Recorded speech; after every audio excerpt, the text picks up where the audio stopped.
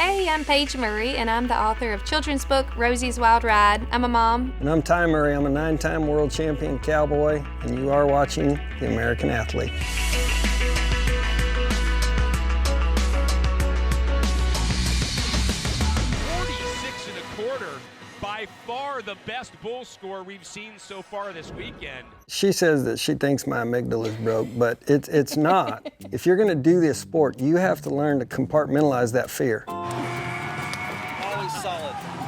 I grew up in South Carolina.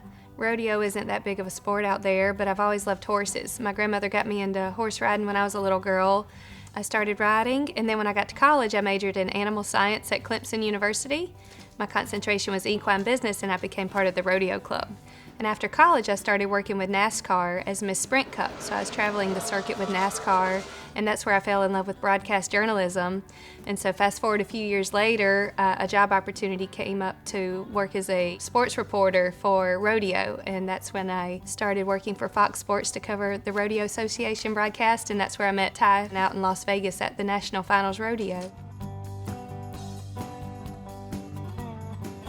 I'm a multi-generational cowboy on both my mom and dad's side, so I was born into it. You know, I thought that everybody was cowboys when I was little.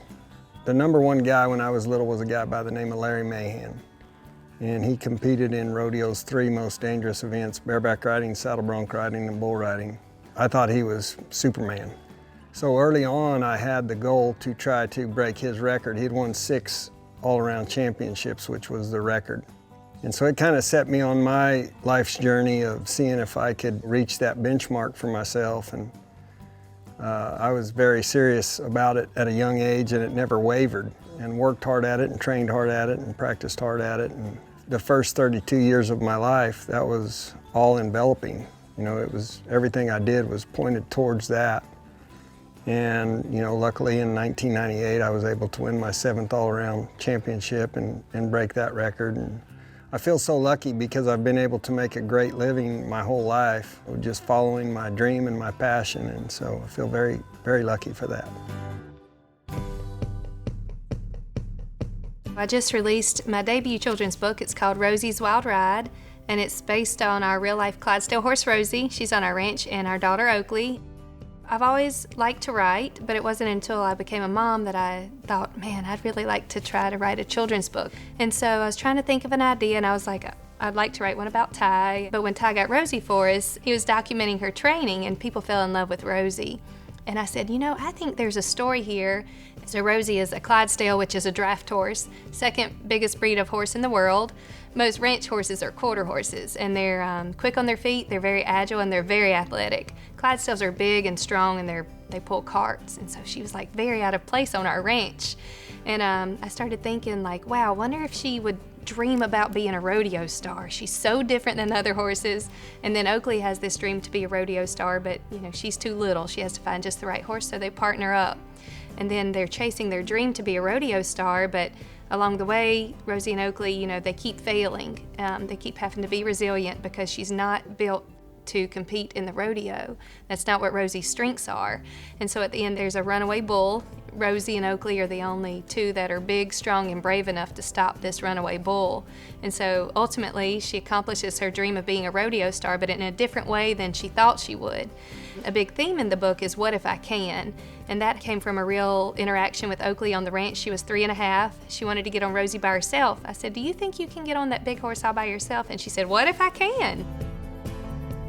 It's been so fun. The whole family's been involved throughout the whole writing process. And Oakley, I would read her my stories without any pictures, the first drafts, and if it didn't keep her interest, I'd change something. So she's been really involved. Seeing the illustrations was so exciting for all of us, and especially Oakley. She got to see these pictures come to life and see her real animals throughout the story. And then Ty, of course, helped me keep the pictures very accurate. The tack, everything that the horses are wearing and using. He has an eagle eye for that. He's also an analyst, and that makes him really good at his job, analyzing the PBR for the television broadcast, so he was able to help a lot with that. One of the biggest factors to having success is truly loving the craft and having that be what drives you, and not being driven by fame or money or because your buddies do it or your girlfriend thinks it's cool. This has to burn in you. You know, I always tell people if there's two doctors and one of them wants to be a doctor because he wants to be rich and the other one wants to be a doctor because he wants to save lives, which doctor do you want to go to? If the craft is what you're drawn to and that's what you love and that's what you chase, that feels really paramount in a very dangerous sport.